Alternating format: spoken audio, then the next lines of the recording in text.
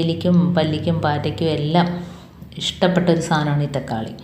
അപ്പോൾ അതിൽ നമുക്ക് ഇതേപോലെ ആക്കി വയ്ക്കാം. കുറച്ച് തീപ്പെട്ടിക്കൊള്ളി എടുക്കുക, ഒരു 5-6 തീപ്പെട്ടിക്കൊള്ളി എടുക്കുക കേട്ടോ. അപ്പം തക്കാളി ഫ്രഷ് തക്കാളി വേണമെന്നില്ല, ചീഞ്ഞു പോയ തക്കാളി ആണെങ്കിലും മതി, അതിൻ്റെ പകുതി മാത്രം മതി. അപ്പോൾ അതിനകത്തോട്ട് നമുക്ക് 5-6 കൊള്ളി ഉണ്ടോ, ഈ കൊള്ളിയുടെ ആ മരുന്ന് അതിനകത്തോട്ട് നമുക്ക് ഇട്ട് കൊടുക്കാം. ചെറിയ കത്തിയൊക്കെ ഉണ്ടെങ്കിൽ നമുക്ക് പെട്ടെന്ന് തന്നെ അങ്ങോട്ട് ചീകിയിട്ട് കൊടുക്കാം കേട്ടോ. ഇതേപോലെ പെട്ടെന്ന് തന്നെ മരുന്ന് അതിനകത്ത് കിട്ടും. ഇതിപ്പോൾ റെഡ് കളറിലെ കൊള്ളി ആയതുകൊണ്ടാണ് നമുക്ക് അറിയാൻ പറ്റാത്തത്.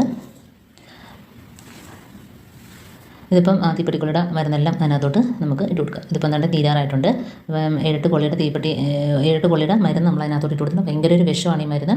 ഇത് തക്കാളി നക്കാനായിട്ട് പല്ലിയൊക്കെ വരുമ്പോഴത്തേന് ഇതൊക്കെ അതിൻ്റെ ഉള്ളിൽ പോയിട്ട് വയറൊക്കെ കംപ്ലൈൻ്റ് ആയിക്കോളും. അതേപോലെ എലിയാണേലും നമ്മൾ വരുന്ന ഭാഗത്ത് പൊത്തിലൊക്കെ ഭാഗത്ത് വെച്ച് കൊടുക്കാം.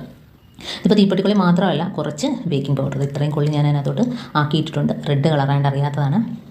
ഇനി നമുക്ക് അതിനകത്തോട്ട് കുറച്ച് ബേക്കിംഗ് പൗഡറും കൂടി ഇട്ട് കൊടുത്ത് മിക്സ് ആക്കിയതിന് ശേഷം നമുക്ക് ഗ്യാസ് അടുപ്പിൻ്റെ താഴ്ഭാഗത്ത് വെച്ച് കൊടുക്കുകയാണെങ്കിൽ പല്ലി പാറ്റയൊക്കെ ഇത് വന്ന് കഴിച്ചിട്ട് പോയി ചത്തോളൂ കേട്ടോ. വെപ്രാളം അടിച്ച് ഈ ഭാഗത്ത് നമുക്ക് പൊയ്ക്കോളത്. കാരണം ഇതിൻ്റെ ഉള്ളിൽ ചെല്ലുന്ന ആ ഒരു വിഷമാണ്. പ്രത്യേകിച്ച് ബേക്കിംഗ് പൗഡറോ സോഡാപ്പൊടിയോ അതും കൂടെ ആകുമ്പോഴത്തേന് അതിൻ്റെ വയറെല്ലാം കംപ്ലൈൻ്റ് ആകും. അപ്പോൾ ഇതേപോലെ നാക്കിയിട്ട് നമുക്ക് കുറച്ച് ബേക്കിംഗ് പൗഡർ ഇട്ട് കൊടുക്കാം. അപ്പോൾ ഇത് ഒരു വെള്ളത്തിൻ്റെ ആ ഒരു നീരുള്ളത് കൊണ്ട് തന്നെയും പല്ലിയാണേലും എലിയാണേലും അതെല്ലാം വന്ന് കഴിച്ചോളും. അതുപോലെ ഈ ബേക്കിംഗ് പൗഡർ മരുന്നെല്ലാം അതിനകത്തോട്ടങ്ങ് ഇറങ്ങിക്കോളും കേട്ടോ. അപ്പം എലിയാണെങ്കിൽ അതിൽ മുഴുവനായിട്ട് വന്ന് കഴിച്ചോളും. പിന്നെ ആ ഭാഗത്തോട്ട് എലിശല്യം കാണത്തില്ല. നല്ലൊരു റിസൾട്ടാണ് ഇത് ചെയ്യുമ്പോൾ കിട്ടുന്നത് കേട്ടോ. അപ്പം രാത്രി സമയത്ത് എലിപ്പത്തുള്ള ഭാഗത്ത് വയ്ക്കുക. നമ്മുടെ വീട്ടിൽ മൃഗങ്ങളൊക്കെ ഉണ്ടെങ്കിൽ അതിനെയൊക്കെ ഒന്ന് മാറ്റുക. അതിനുശേഷം ഇത് വെച്ച് കൊടുക്കുക കേട്ടോ. നമുക്ക് ഒന്ന് മിക്സ് ആക്കിയതിന് ശേഷം കുറച്ച് ശർക്കര മുകളിലായിട്ട് ഇട്ട് കൊടുക്കാം. കാരണം ആ ഒരു മധുരം അടിച്ചിട്ട് അത് കഴിക്കും.